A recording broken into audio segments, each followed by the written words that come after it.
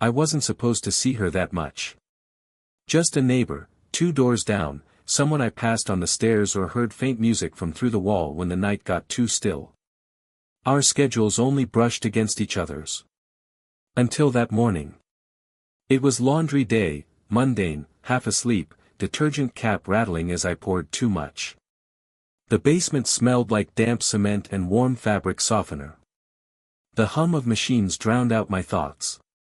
I didn't expect anyone else at that hour. She came down carrying a small basket, hair tied back, not quite neat but not careless either. A faded sweatshirt that looked borrowed from someone taller. She nodded at me like it was nothing, but her eyes lingered 1 second longer than polite.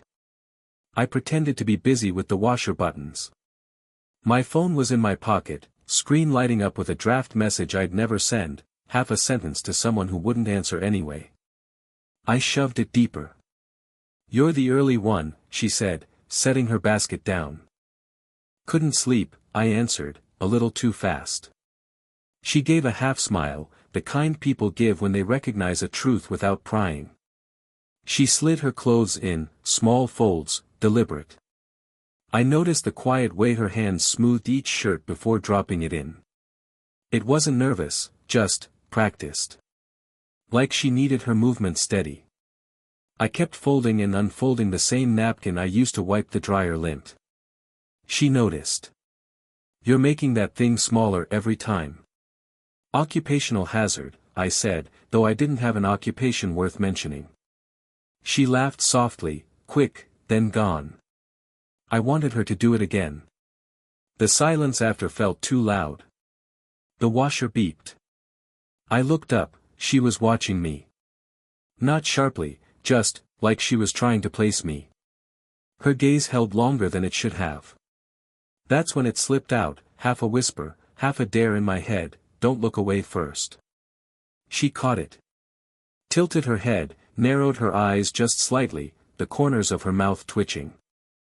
Then she said it, "Don't look at me like that." But she didn't look away. Something shifted in that moment. Like the room thinned, the hum of machines fell back, and all that was left was the space between us. My chest tightened, not with fear, but something more dangerous, recognition. I looked down, pretending to fix the detergent cap. My hands shook more than they should have. When I glanced back, she was folding the last of her shirts. She didn't hurry. She didn't speak. But when she brushed past me to leave, her shoulder grazed mine, light, unintentional, or maybe not. I waited until her footsteps faded up the stairs before letting out the breath I hadn't realized I'd been holding. My phone buzzed in my pocket. A new message. Unknown number. Just 3 words, "Don't stay up." I froze, staring at the screen. No name. No context. But I knew exactly whose voice it sounded like. And for the first time in weeks, I didn't feel tired anymore. The text stayed on my screen the whole next day. "Don't stay up." I kept checking it, half convinced it might vanish, like I'd imagined it. That evening, I ran into her in the lobby. She had a grocery bag balanced on one hip, fumbling for her keys. The bag tipped, and a box of tea slid out, skidding across the floor. I bent down to grab it before she could. "Chamomile," I read aloud. She smirked. "Helps me sleep." Then, after a beat, unlike some people. My stomach tightened. She knew. Or maybe she just guessed. Either way, she was letting me know. "Want one?" she asked suddenly, nodding at the box. I hesitated, too long. She tilted her head, like she expected me to back out. Instead, I heard myself say, "Yeah. Sure." Her apartment smelled faintly of lemon cleaner and something baked hours earlier. Not the place I'd pictured, smaller, cozier, books stacked unevenly on the shelves, a pair of reading glasses folded on the counter.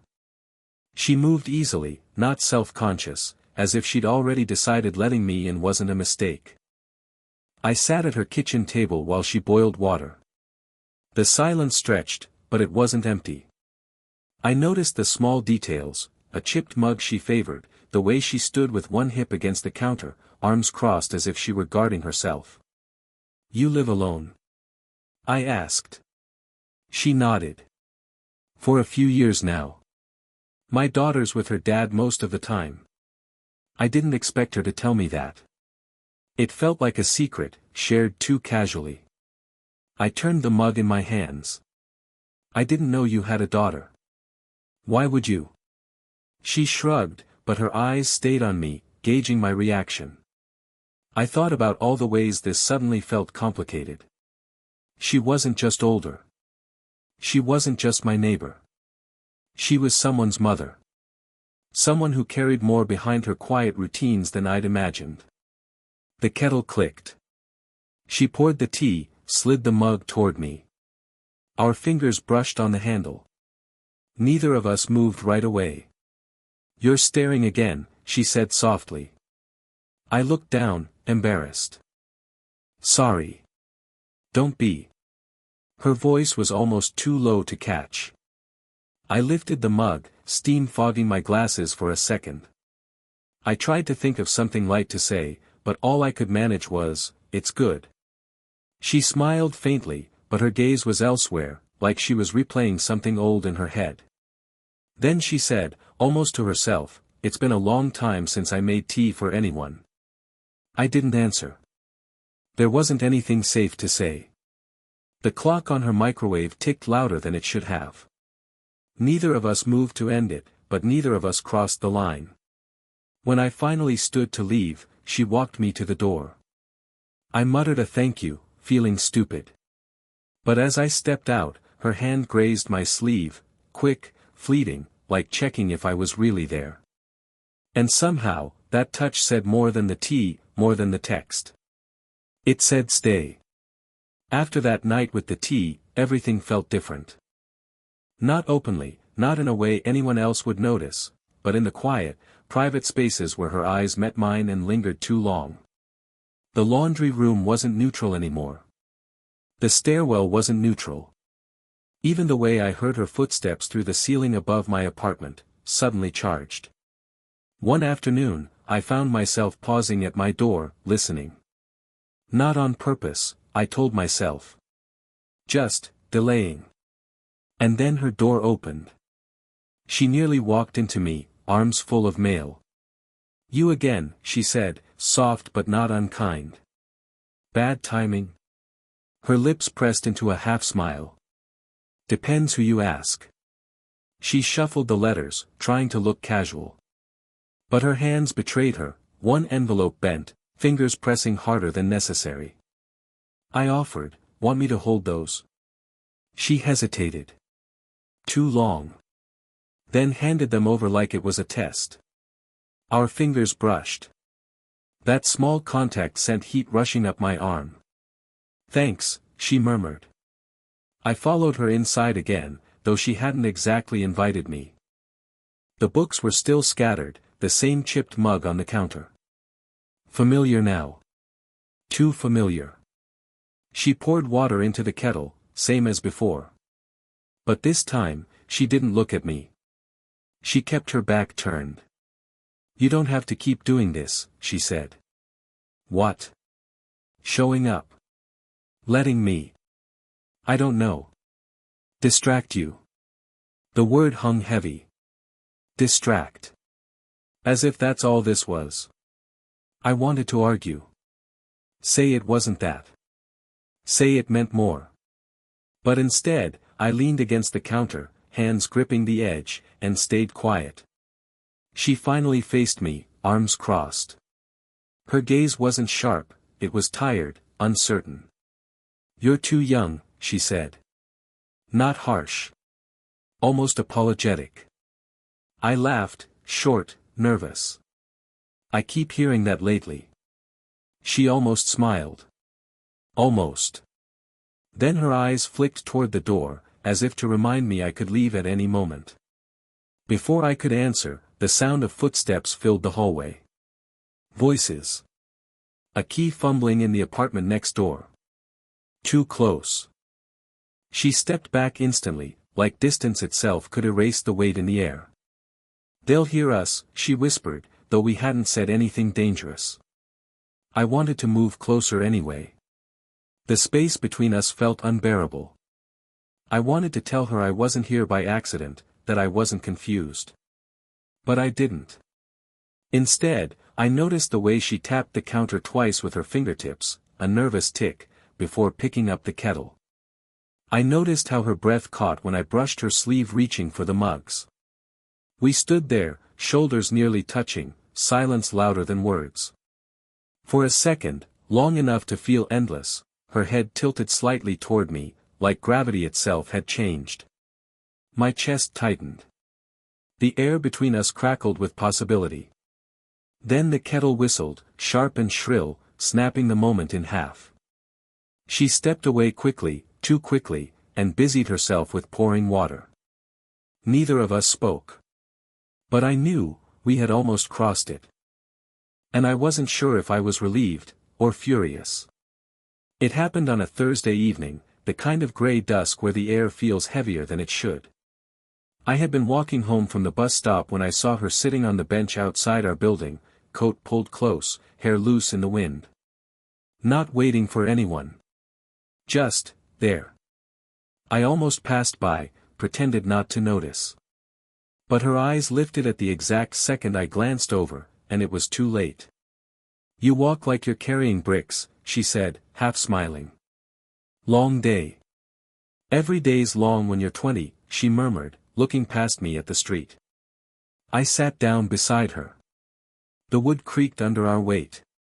For a while, neither of us spoke. The sound of traffic in the distance filled the gaps, headlights brushing over her face, softening her edges. I wanted to say something light. Instead, "You've been avoiding me." Her hands tightened on her coat sleeves. A pause. Then, "Maybe I should." I turned toward her. "Why?" She exhaled slowly, like she'd been holding that question in for too long. "Because it's not fair. To you. To me. To anyone." Her voice wasn't sharp, it was fragile, stripped of its usual guardedness. "I don't care about fair," I said before I could stop myself. That made her laugh, short and bitter. "You will. Someday." I stared at her profile, the faint lines around her eyes, the way she chewed at her lip when she was thinking. My chest tightened. "Is that what you're afraid of?" I asked quietly. "That I'll wake up one day and regret it?" She didn't answer right away. Just shifted, pulling her coat tighter. Then finally, "I've already lived through someone changing their mind." Her words landed like stones. I wanted to ask who, when, how, but the look on her face said not to. We sat in the silence, thick with all the things she hadn't said. A car horn echoed down the street. She closed her eyes briefly, then opened them again, softer now. "I don't know what you want from me," she whispered. The truth almost slipped out then, "You." But I caught it, swallowed it back. Instead, I said, "Maybe just this." And I gestured at the space between us, the fragile quiet, the fact that we were both still sitting here when neither of us had to. Her eyes flicked to mine, sharp, searching, almost desperate. For a second, she let the wall drop completely. "If I let you in," she said, voice low, trembling just enough to hear, "you won't come out the same." The words froze in the air between us. I didn't know if it was a warning or an invitation. Before I could answer, she reached out, almost unconsciously, and touched the back of my hand with her fingertips. Barely there. Like testing if it was real. Then, just as quickly, she pulled away. The gesture was small. But it carried the weight of everything she hadn't said. The next few days were quiet. Too quiet. No chance encounters on the stairs. No kettle whistling through thin walls. No text. At first, I thought I'd just missed her, different routines, bad timing. But by the fourth day, it felt deliberate. I almost knocked on her door more than once. I'd stand there with my hand raised, knuckles inches from the wood, heart pounding like it was something bigger than it was. But I never followed through. On the fifth evening, I caught sight of her in the lobby. She wasn't alone. A man, mid-40s, maybe older, stood beside her, holding the grocery bag she usually carried herself. He handed her something, said something low that made her smile. Not the smile she gave me. Softer, familiar. She saw me then. Our eyes met. Her expression faltered, just for a second, before she smoothed it over and looked away. I didn't stay to find out who he was. I walked past, muttering something that didn't matter, and climbed the stairs 2 at a time. That night, I couldn't sit still. My phone burned in my pocket. I typed out a message, who was he? Deleted it.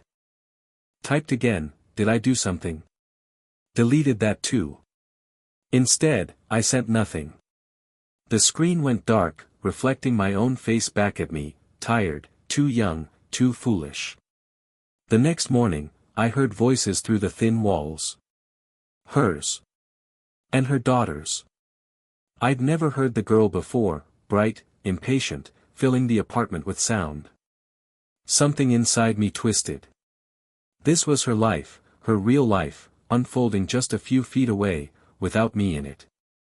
I stayed in bed, staring at the ceiling, listening until the voices faded. Later, as I was leaving for work, I saw the little girl's shoes by her door. Pink, scuffed, too small to belong to anyone but her. I froze there, looking at them longer than I should have. The hallway light flickered above me. For the first time, I wondered if I had imagined everything, that touch on my hand, the late-night tea, the text that said don't stay up. Because maybe it had meant nothing. Maybe I had only read into it what I wanted. That night, I found myself back at the bench outside. Waiting without admitting that's what I was doing.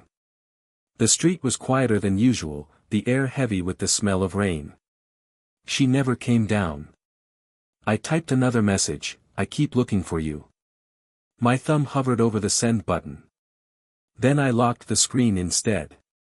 The unsent words sat there, heavier than anything I could have said out loud. It was late when it finally happened. Too late for visitors, too late for excuses. I was heading upstairs with the day heavy on my back when I saw her door already half open, a wedge of light spilling into the hallway.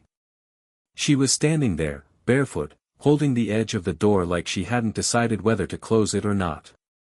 "You're still up," I said, voice low. "So are you," she answered. Her tone wasn't sharp, not distant either, just tired. We stood like that for a beat too long, the air between us thick with all the unsaid things. Then she opened the door wider. "Do you want to come in?" Inside, her apartment was quiet, dim. A lamp on the counter cast everything in amber. She gestured to the table, and I sat, though my body felt restless, wired. She poured water into 2 glasses, set one in front of me. Her hands lingered on the rim like she needed to ground herself.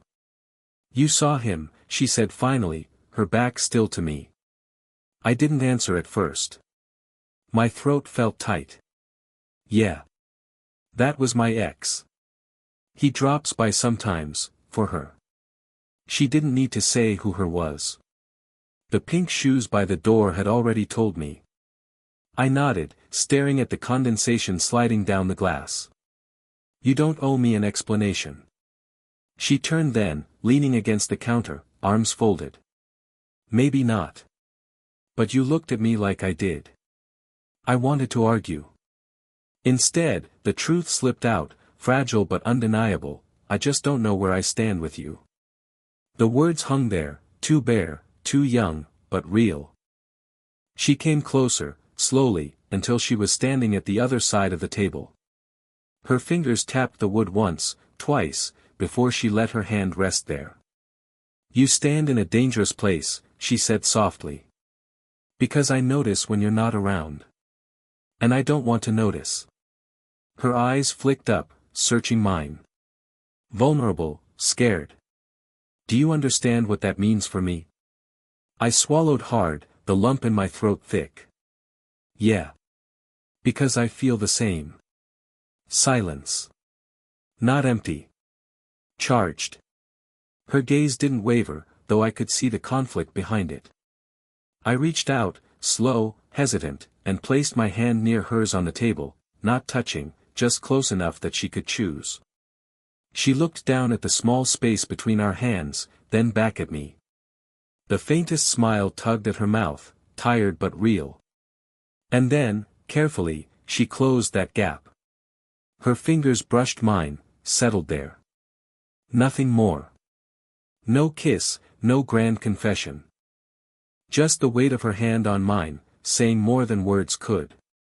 Okay, she whispered. And for the first time, it felt like enough.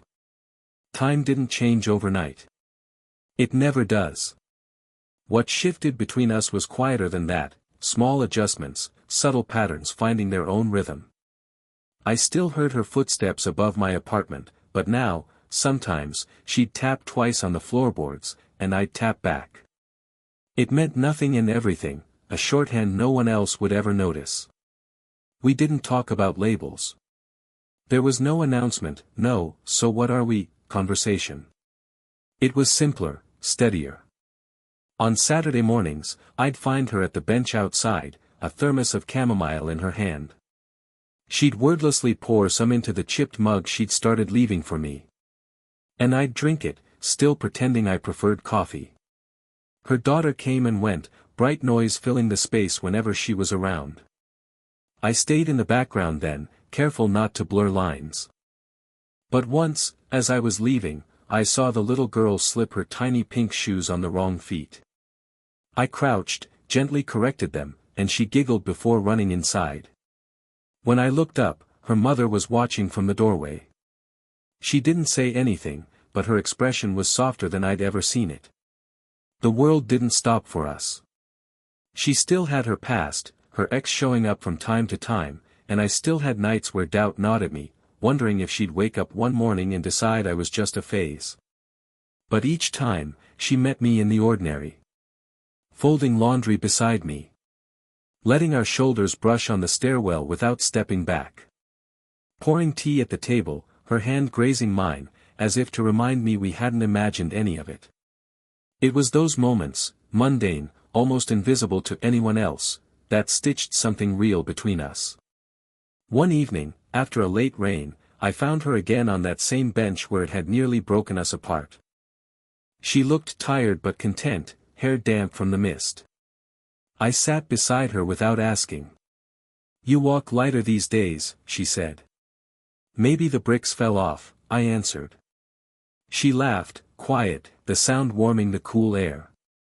Then she reached into her bag, pulled out the box of chamomile, and set it in my lap. "Your turn," she said. I stared at it, then at her, and for the first time I realized she wasn't testing me anymore. She was letting me in. We didn't need more words. The silence between us had shifted again, no longer tense, no longer uncertain. Just easy. The streetlight flickered on above us, casting our shadows long against the pavement.